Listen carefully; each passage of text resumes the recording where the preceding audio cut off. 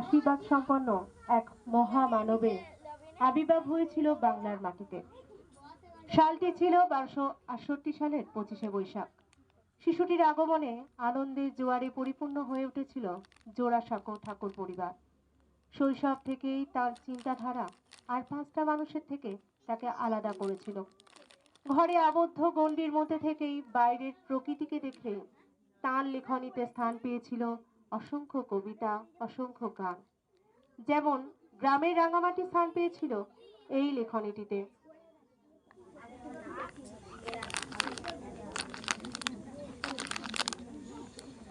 আমি ভিক্ষা করে ফিরিতেছিলেম গ্রামের পথে পথে, তুমি তখন চলেছিলে তোমার স্বর্ণরথে।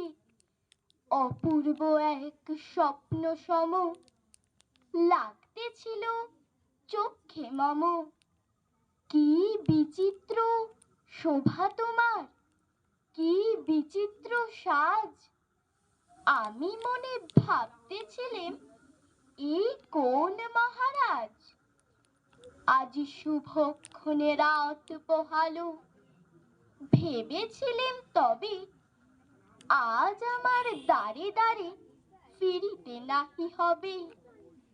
বাহির হতে নাহি হতে কাহার দেখা পেলেম পথে। চলিতে রথ ধন ধান্য ছড়াবে দুই ধারে। মুঠা মুঠা কুড়িয়ে নেব, নেব ভারে ভারে। দেখি সহসা রথ থেমে গেল আমার কাছে এসে। আমার মুখ পানে চেয়ে নামলে তুমি হেসে। এ কি, এ কে বলে আমার প্রবঞ্চনা। ঝুলি হতে দিলেম তুলে একটি ছোট কণা। যবে পাত্রখানি ঘরে এনে উজাড় করি, দেখি ভিক্ষা মাঝে একটি ছোট সোনার কণা দেখি।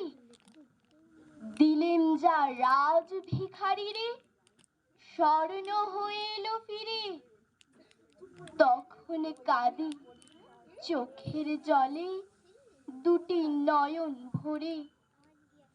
তোমায় কেন দিইনি আমার সকল শূন্য করে।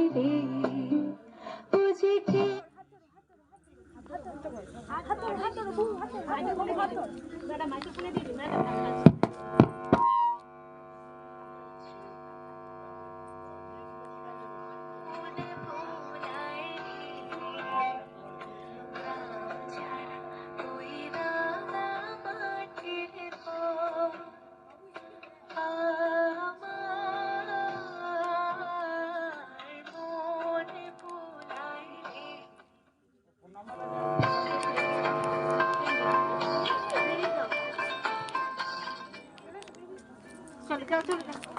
খুব ভালো।